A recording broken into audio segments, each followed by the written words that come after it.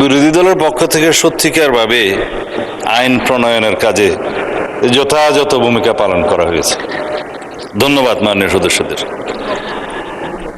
এই জুয়া প্রতিরোধ বিলের উপরে জনমত যাচাইয়ের জন্য 8 জন মাননীয় সংসদ সদস্য নোটিশ দিয়েছিলেন। 7 জন আলোচনা করেছেন। প্রত্যেকের আলোচনা আমি মনোযোগ দিয়ে শুনেছি।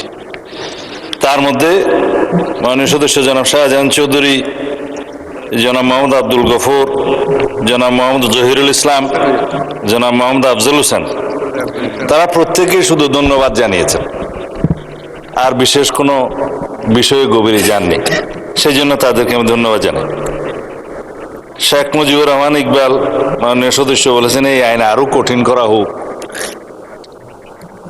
তারপরে জনাব আমির হামজা সাহেব মাননীয় সদস্য পবিত্র কোরআনের আয়াত পাঠ করে বলেছেন এই আইন শয়তানের জুয়া এবং মাদক এটা যেহেতু গুরুত্বপূর্ণ জনমত যাচাই দেয়া হোক।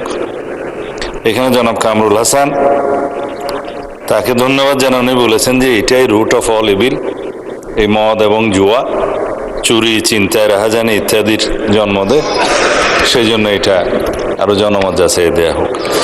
মাননীয় স্পিকার, একসাথে যেহেতু জনমত যাচাই এবং বাছাই কমিটির আলোচনা হয়েছে, তো বাছাই কমিটিতে 2 জন সদস্য গুরুত্বপূর্ণ আলোচনা করেছেন, একজন মনে হয় আরেকজন মধ্যে আলোচনা করেন।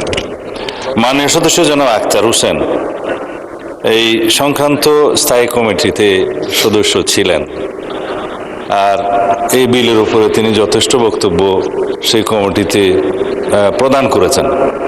ওইখানে তার মতামতকে আমরা যথেষ্ট গুরুত্ব দিয়েছি। তো তারপরেও তিনি এখানে এটা জনমত যাচাইয়ের জন্য যে বিলটি প্রেরণের জন্য এখানে যে আবার সংশোধনী এনেছেন, প্রস্তাবের নোটিশ দিয়েছেন, এটা একসাথে বাছাই কমিটির কথাও বলেছেন কিনা আমি জানি না, বাছাই কমিটি তো আরো আছে। তার 2টা দফা খুব গুরুত্বপূর্ণ, যেটা জবাব দেওয়ার প্রয়োজন। একটা হচ্ছে বিলের দফা 36-এ আদালতের অনুমতি নিয়ে তল্লাশি করা এবং জব্দ করার বিষয়। মানে স্পিকার, আজকাল জুয়া হয় সাইবার স্পেসে, অনলাইনে, ডিজিটাল স্পেসে, বিভিন্ন ওয়েবসাইটে। এখানে আদালতের অনুমতি নিয়ে তল্লাশি করার যে সময়টা, সেই সময়ের মধ্যে সেই প্লেস অফ অকারেন্স এবং সেই যে ক্রাইম সংগঠনের, এটা তার মধ্যে অপসারণ হয়ে যাওয়ার সম্ভাবনা আছে।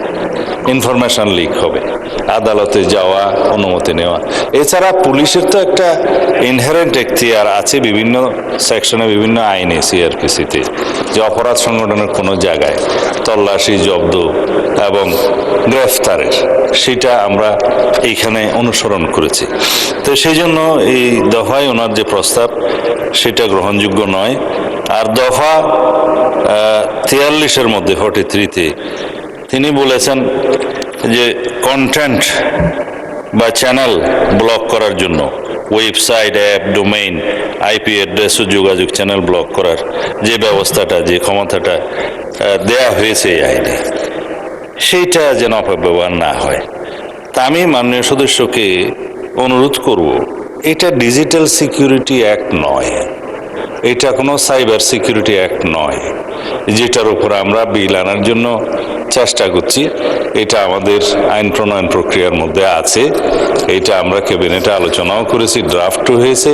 ভবিষ্যতে বিল আকারে আসলে সেখানে স্থায়ী কমিটিতে যখন যাবে, ওখানেও আপনারা মতামত দিতে পারবেন, এবং দফাওয়ারি যখন সংশোধনী আসবে বা এই জনমত যাচাই বাছাই আসবে, তখনও আপনারা কথা বলতে পারবেন।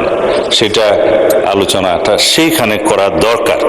এইখানে যে ব্লক কন্টেন্ট ডিলিট করার কথা বলা হয়েছে, সেটা এখন আমরা অনেকটা আনঅফিসিয়ালি এক্সারসাইজ করতে হয়।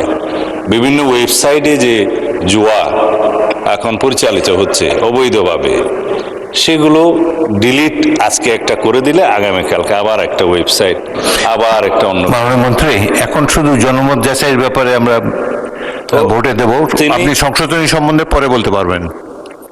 উনি একসাথে বোধহয় আলোচনা করে ফেলেছেন, সেই জন্য ধন্যবাদ মাননীয় স্পিকার, আমি আর সময় নেব না।